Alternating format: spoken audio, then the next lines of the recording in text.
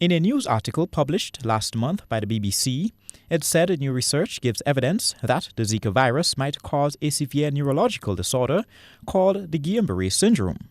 During yesterday's newscast, GBN featured Christopher Jones of Ladig St Andrew, who related his 2-year ordeal battling with the said condition that has rendered him paralyzed from the waist down.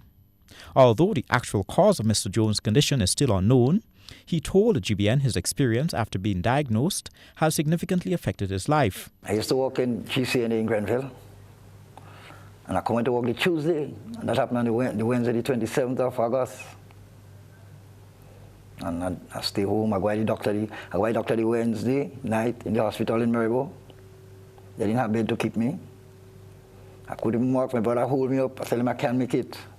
I'm falling down when I stand up.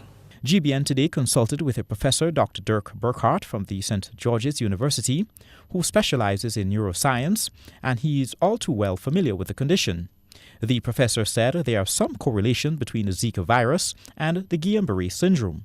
One of the clear signs of GBS is what he referred to as ascending paralysis, which in severe cases can cause death. So typically in Guillain-Barré syndrome, if that happens and the Schwanz are destroyed, we get an ascending paralysis. So it starts at the foot and goes up. And it really becomes dangerous when the muscles of respiration are paralyzed, because then the patient is not able to breathe for him or herself.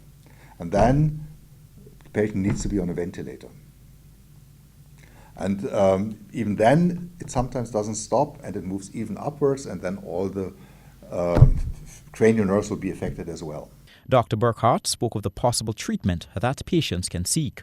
There are two ways to treat Guillain-Barré syndrome, not in a way to cure it, but in a way to shorten the time course of the disease. And if this treatment comes in earlier phases of the disease, then of course, it would have a significant reduction of the symptoms that would occur. Now, I told you already that the antibodies, they are in our body and on our blood. So one treatment is to filter them out. It's called plasmapheresis. This treatment is, to my knowledge, not available in Grenada. The neuroscience professor says there are other causes of the Guillain-Barré syndrome, such as gastroenteritis and other viral infections. He is encouraging the authorities at the Vector Control Unit to continue in their efforts to control the mosquito population. Colin Campbell, GBN News.